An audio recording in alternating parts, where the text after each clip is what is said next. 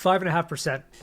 If we see 5.5%, hold on to your butts. Now, if you either can't or won't, or for some reason just refuse to appreciate my obscure Samuel L. Jackson reference, I can probably explain this a little more plain and simple. We all know, and we've heard this before, that affordability is a real issue right now in the United States when it comes to buyers being able to afford to buy a home. Prices have surged, and with interest rates at nearly 8%, it's keeping a lot of people who are ready to move on the sidelines. So it's really easy and clear to understand how this market is affecting buyers, but what we don't really talk about are how is it affecting sellers? Because that interest rate is keeping what, for all intents and purposes, should be a relatively strong real estate market kind of stagnant and stale. Now, I said at the very beginning of this video, 5.5%. 5.5% is my threshold. It's my number where I think we're really going to start to see a real estate market that goes gangbusters. We're going to see an uptick in activity when we start to trickle back down into the sixes,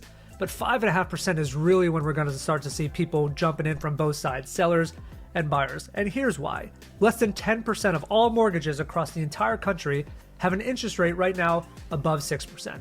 82% of those mortgages have a rate below 5%. And about 63% have a mortgage rate below 4%. This is what sellers refer to as golden handcuffs. They are locked into a property where they have seen their equity increase. They love their 3.5% interest rate. Where the heck are they going? Now, it's easy to get bogged down into the numbers here, and I promise this is not going to be an overly analytical video, but there are two stats that I think are super important for all of us to know. 71% of prospective homebuyers will not accept a mortgage rate above 5.5% on a 30-year fixed. And about 82% of homeowners feel like they're stuck. They feel like they can't move and risk giving up their low interest rate. So those two factors are really what's creating the logjam in real estate markets across the country, especially in some of the larger cities we're used to talking about. But the reason why you haven't seen a decrease in prices like maybe you were hoping for or maybe you heard was going to happen is because although limited in number, the buyers who are out here looking now are super well qualified and they are ready to go. When a home hits the market in a neighborhood they want to be in and it's priced appropriately, we're still seeing offers at or above list in most cases. Let's bring it on home, Marc. Tie it all together. What does this mean? It means something different if you're a buyer and if you're a seller. And buyers, I want you to look at me and I just want you to hear me for a second. Don't want you to take my word for this. I don't want you to trust me. Whatever relationship we may have, if it's personal or if it's non-existent, you're seeing me for the first time, do your due diligence. And I understand there's an inherent skepticism about people on a commission-based business when I'm telling you to go buy something. So don't trust me. Research for yourself. But here's what I'll tell you. If you can afford to buy a home right now with current interest rates, all certainty, I can tell you that this is probably the cheapest that house is going to be for the foreseeable future. I'm not a huge fan of marry the house, date the rate. Never have been, and it's only because I don't know how long of a relationship I'm committing you for, the date the rate part. Most experts agree that over the next 12 to 18 months, we are going to see rates start to come back down.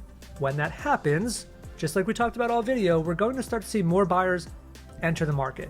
The buyers will hit the market faster than the listings can hit the market. So there will be a period of time where we have a surplus of buyers and the same amount of inventory, and that's just going to drive prices up.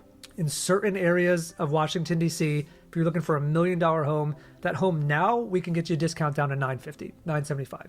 That same $1 million home, when interest rates are 6.5, it's going to be 1.1, and when they're 5.5, it's going to be 1.2. Do the math, talk to people you trust. If you can afford your monthly payment now, I guarantee you, even at today's interest rate, it's going to be cheaper than it will be 2 years from now, because that home value is going to go up because we're going to see more buyers hit the market and we're not going to have the listings to take care of it. Supply and demand, economics 101. What does that mean for you as a seller? Everything I just said about buyers are true, right? In certain neighborhoods, we're getting our buyers discounts. It may not come in the form of a list price reduction, but it's definitely coming in the form of seller credit. So you're going to see a full list purchase, but it's going to come with a 2.5 or 3% seller credit to buy down that interest rate for that buyer. So you better believe as a seller that maybe right now might not be your best time. That's fine. That's actually a viable option for you. Here's the other side of the card. When we see more buyers hit the market, more sellers like you who are sitting on the sideline are going to say, well, wait a minute. I'm starting to see houses sell left and right. I'm going to put my house on the market. As inventory slowly ticks up and catches up with the demand, you're going to start to see homes sit on the market longer because buyers are going to have more choices. Right now, buyers don't have a ton of choices. If home hits the market in the neighborhood they want, they jump on it. If you're one of 5 homes that hit the market in a neighborhood that buyer wants, you better be the best one. So you're weighing the risk. There's never going to be a 100% certainty in any industry, and let alone this one. As a buyer, my advice to you would be if you can afford the monthly payment at 7.8, buy the house now, it's going to be the cheapest you're going to get it for the foreseeable future. As a seller, you have to do a little bit more math. You have to weigh the risk for your specific situation. Right now, if you list your house, you're going to be one of a few in the neighborhood. You may be the only one. So what that means is, although there's fewer buyers in the market, they have fewer choices. And with your house in the right neighborhood priced correctly, it's going to sell. Now, if you start seeing 6, 7, 8 houses pop up on the market because everybody's trying to time the interest rate decrease correctly, you better be the best one. You better be the best one, because when buyers have more choices, they are not going to settle.